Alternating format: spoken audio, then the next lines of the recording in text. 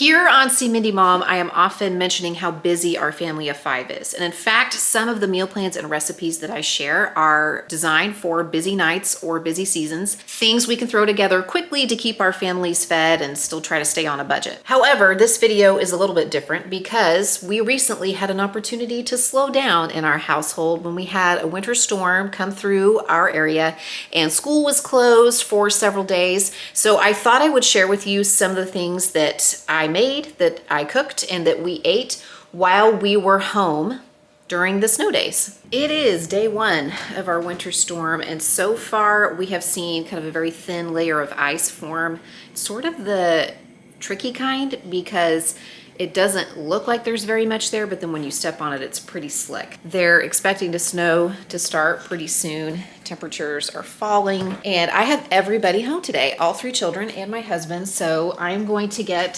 some homemade chicken noodle soup going on the stove. I've made this for years and years, but it's been a long time since I think I've taken you through a step-by-step process, so I'm gonna show you how I make that. You will never need another homemade chicken noodle soup recipe once you try this one. I first found this recipe in a Paula Deen cookbook. I have used it for years and made adjustments over time, so I don't even really use a recipe anymore. I found some chicken thighs on clearance in the store yesterday when I was shopping. They are skin on, bone in thighs. And you can use other types of chicken. I've made this with just chicken breast before. I think the original recipe calls for you cooking like a whole fryer chicken in the broth. But for today, these chicken thighs are gonna work great, especially since they have the bone and the skin, because it's gonna add a lot of flavor to the broth, which we make while we're cooking the chicken. So I threw those chicken thighs into a big pot and I added 1 whole onion peeled. I don't even bother chopping it up. I'm gonna take it out later. I just want the onion flavor in the broth. I also added a bunch of garlic cloves. I use the better part of an entire bowl, depending on the size of the bowl, but you can use less or more depending on how much you like garlic. And again, I just peeled them and dropped them into the pot. I didn't bother chopping them up. We're gonna take them out later. I used some kind of chicken bouillon or broth base. Today I used a tablespoon of better than bouillon. You could add just a couple of bouillon cubes or a couple of teaspoons of your favorite chicken broth base. Additional seasonings include Italian seasoning. I don't even measure it. I measure with the heart, probably a tablespoon or so. And you could use a teaspoon or 2 of lemon pepper. I think that's what the original recipe calls for. But I juice half a lemon and then throw the half lemon in the pot as well. And then I just throw in some regular cracked black pepper to my taste. 3 or 4 bay leaves. I actually have mostly just bay leaf crumbs left. And this is a good recipe to use those because I'm gonna strain the broth once it's done cooking. So I'll get those little bay leaf crumbs out. And then I add 3 quarts of water. 4 would be better. I prefer to add 4, but my pot was a little smaller than my big stock pot that I normally use, so I only got about 3.5 in there. It's on the stove. Once it comes to a boil, I'm gonna turn it down to low and pop the lid on and let it simmer for about an hour or so until the chicken is done cooking. I let my chicken cook for about an hour. It is done, and not only is the chicken cooked, I now have this beautiful broth that we have made while we cooked the chicken. So I'm gonna take the chicken thighs out and separate the meat from the bones, and I'm gonna strain what's left in the pot so I can get the onion and the garlic and the little bay leaves out, and then put the broth back in the pot, and I'll show you how we're gonna finish up this recipe. I have about 3 quarts of beautiful homemade broth in my pot here, and I'm gonna add about half a cup of wine, white wine, and then I'm going to bring this back up to a boil. And I'll see you later.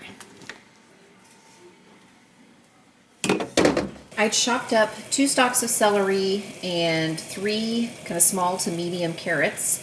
And now that my broth is back to a rolling boil, we're gonna add those into the pot and we're gonna let this cook for about 10 minutes before we finish it up. Okay, it's been about 10 minutes. I'm gonna add the egg noodles, and I only use about 3 cups. I don't measure it anymore, just kind of eyeball it based on what's in the bag. It would be a little less than half of a 1-pound package, so about 6 ounces or 3 cups of egg noodles.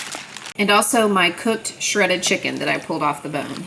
I am going to just let that cook until the egg noodles are done to al dente, probably about 8 minutes or so. It depends on the kind of egg noodles that you're using. I do not recommend using fresh egg noodles, like refrigerated or the kind that come in the frozen section or homemade ones. I highly recommend using just the regular dried egg noodles that you find in the pasta section in the grocery store. I almost forgot.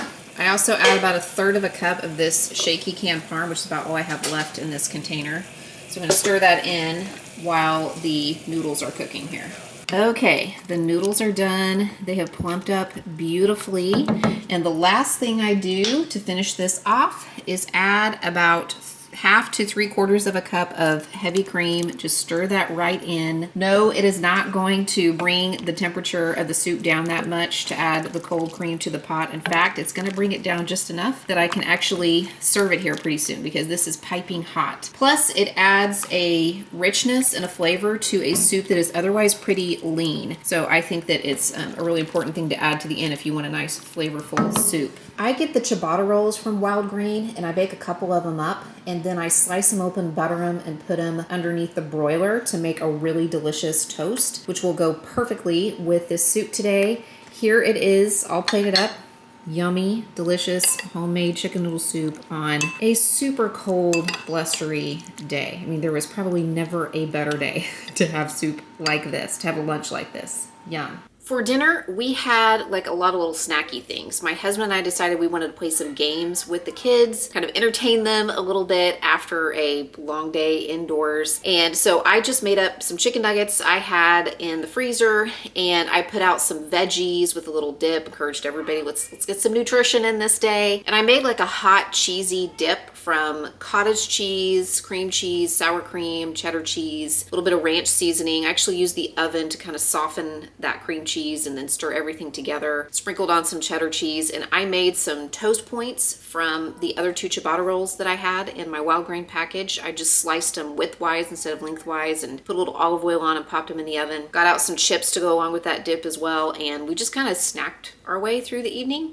And that was what was for dinner that night. Today's sponsor is Wild Grain. And I gotta tell you, I'm grateful for him because in an effort to cook more from scratch, I have been trying to jump on the sourdough bandwagon and learn how to make a sourdough starter, make sourdough bread and all of the other things that you can make from a starter. But I gotta say, it has proven to be very difficult. I've been trying for 3 weeks to get a starter going, and so far I haven't had much luck. But fortunately, Wild Grain already has it all figured out, and they offer artisan breads, pastries, and pastas that you can cook straight from the freezer. Wild Grain partners with small bakers and pasta makers across the country to keep the tradition of artisanal and nutritious food alive. With a Wild Grain subscription, you can build your own box from a variety of options, including standard favorites and seasonal items that they're changing out from time to time. Plus, with lots of plant-based and gluten-free options, there's something for everybody. Wild Grain uses a slow fermentation process that's easier on your belly, richer in nutrients and antioxidants, and can even help lower blood sugar spikes. Plus, Wild Grain's products come frozen, so you can store them in your freezer until you're ready to use them. And when you are ready to use them, you just pull them out and follow the instructions, and you can have fresh breads and pastas and pastries from the freezer to the table in under 25 minutes. Some of my favorite items from Wild Grain include the demi baguettes. They come in packages of 2, and you can bake them up just 1 at a time. We also really like anything ciabatta, the ciabatta bread, the ciabatta rolls, and those make fantastic garlic toast as well. And also the croissants are so delicious. I just made some this morning for my family. My parents were visiting, and my mom commented on just how delicious those were. And speaking of croissants, right now you can actually get those free for the life of your membership when you sign up for a Wild Grain membership today. You just follow the link in the description box below, and you're gonna get $30 off your first box plus those free croissants for life. You can also visit wildgrain.com/Mindy30. So that's link in the description box below, or wildgrain.com/Mindy30 to get $30 off your first box with Wild Grain plus free croissants for life. And thank you again to Wild Grain for the delicious bread, pastry, and pastas, and also for sponsoring today's video. Let's get back to it. This is the situation this morning, day 2. It doesn't look like much, a few inches. However, I'm not going outside to get this footage because it is 6 degrees in Tulsa right now, and the wind chill is even lower.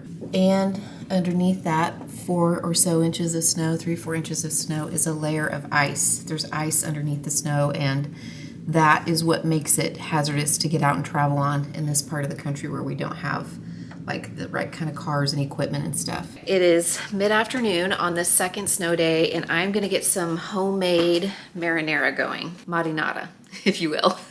Let me start out by saying that I'm not Italian and I do not have an Italian grandma instructing me. I know that if you are Italian or have an Italian grandma, you probably have a much better way of making homemade tomato sauce than I am using today. It is just one of those things that I've had on my bucket list to start making more from scratch and to kind of like perfect my own personal recipe that I want to use, because tomato sauce or marinara is kind of a base for lots of different recipes. So I feel like if I can get that down, then I'll have it to use across a variety of different dishes, right? I've watched several different videos and read several different recipes and websites, and it seems like everybody has their own way of doing this that's specific to their family recipe or to their particular tastes. But some of the common factors among all the recipes are garlic, olive oil, whole peeled tomatoes, preferably San Marzano if you can get them, oregano, and salt. And then some people use onions, some people don't. Some people use a little tomato paste, some people don't. Some people use fresh herbs, some people use dried seasonings. And the list goes on of all the differences. So let me just tell you how I'm doing it today. I started out by chopping up probably 4 or 5 cloves of garlic. I got some olive oil heating in my pot and I threw the garlic in there to saute just for about a minute or so. I am using a can of whole peeled San Marzano tomatoes. I decided not to crush the tomatoes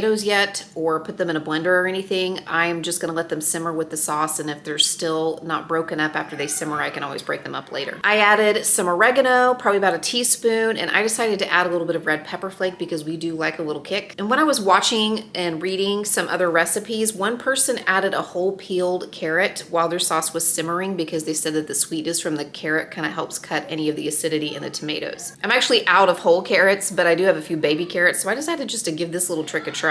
Can you hear? The kids are upstairs playing with the Next playground. They got that for Christmas. It's like a, I don't know how to explain. It's kind of like a Wii, but without the remotes. So I like it because it gets them moving, especially on a day like today when they can't be outside because the wind chill is like in the single digits or even negatives. I decided to go ahead and add a Parmesan rind too. I do this to a lot of sauce and soups. I just keep these in the freezer. That is now simmering on the stove. I'm gonna let it simmer for about an hour, give it a stir, see where it is, and probably let it simmer, you know, for the better part of the afternoon until we're ready to use some of it. I wish you could smell what I'm smelling right now.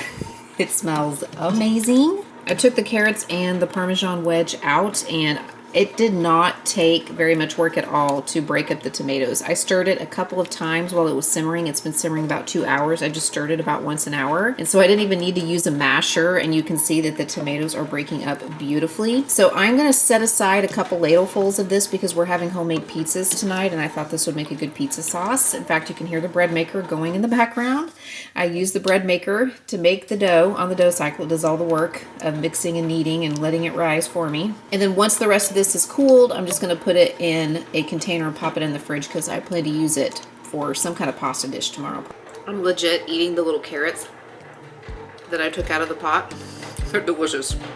I came across this recipe for chewy jumbo chocolate chip cookies while I was cleaning out my cookbook cabinet, and I used to make these back in college. In fact, this printout is from 2005, and I know I've been making them even longer than that, but it has probably been, you know, 15 years or longer since I made this particular recipe. So I figured that one of these snow days was the perfect time to try this one out again and see if they taste just as good as I remember.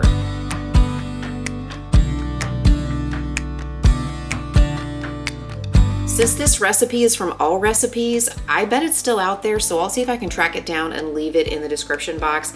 These turned out just how I remember them. Crispy around the edges, soft in the middle. They are gigantic, so one is plenty. In fact, I just had half of one with a scoop of ice cream on top, and it was the perfect sweet little treat at the end of one of these snow days. We are on snow day number 3.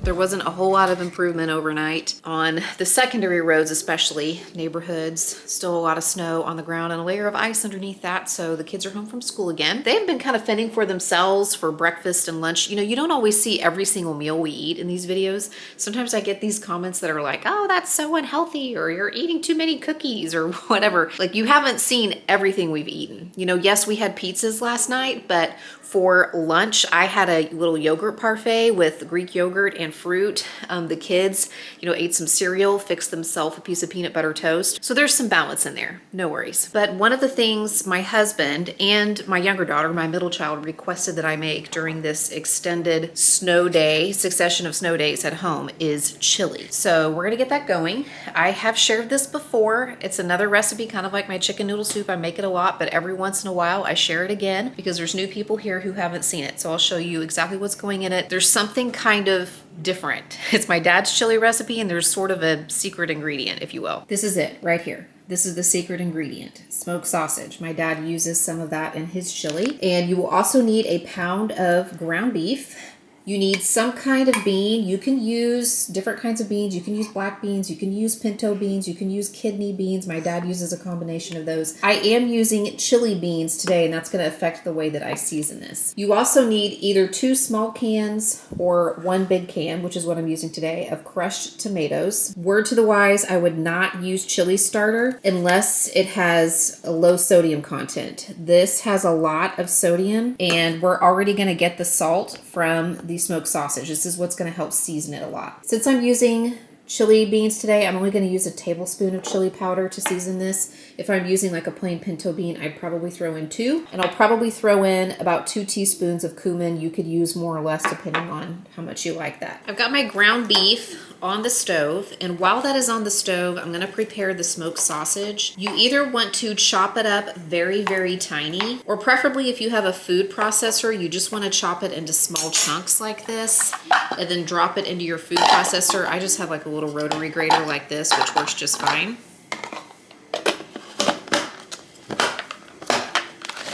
And you want to process it, you want to kind of grind it, up into little bitty tiny pieces. You don't really want chunks in the chili, you just want the flavor of the sausage or the chili. My beef is fully cooked, and I also put in my ground up smoked sausage links. Those are fully cooked smoked sausage links, by the way, you guys.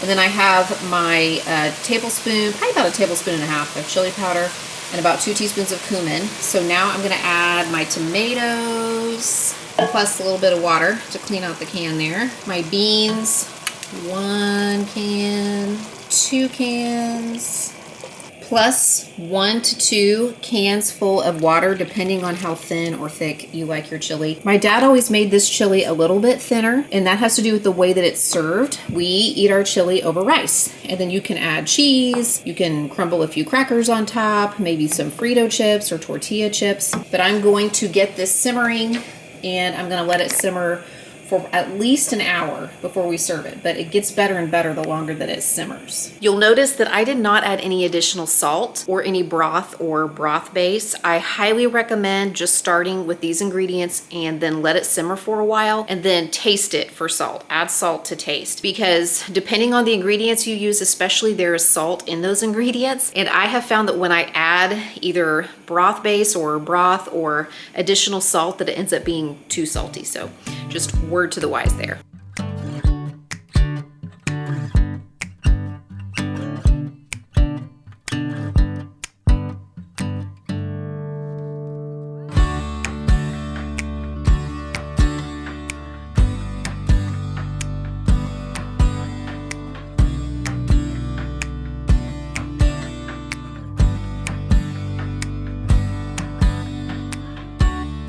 One of the days we were home was my mom's 80th birthday, and just a day later we were able to make it down the turnpike to see her and celebrate her birthday with her. So I decided the day before, one of our last days at home, to whip up this banana cake. My mom is a huge fan of banana bread, banana pancakes, and somebody usually makes her a banana cake for her birthday with cream cheese icing. I had a few bananas lying around, so I decided this year that that should be me. This turned out so delicious. I will leave the recipe I use linked in the description box below. I siphoned off just a tiny bit of the batter. This is like a loaf pan, because I have a couple of kids who are not going with me tomorrow to the birthday celebration for Grammy Pammy. So they were lamenting that they weren't going to get to try the banana cake. So I made them like a tiny cake, and I think it meets with their approval because it is gone. All done. Don't forget to check out Wild Grain. They are linked in the description box below, or you can go to wildgrain.com/Mindy30 to take advantage of that $30 off your first box plus free croissants for life. Check out one of these videos to watch next, and I'll see you there.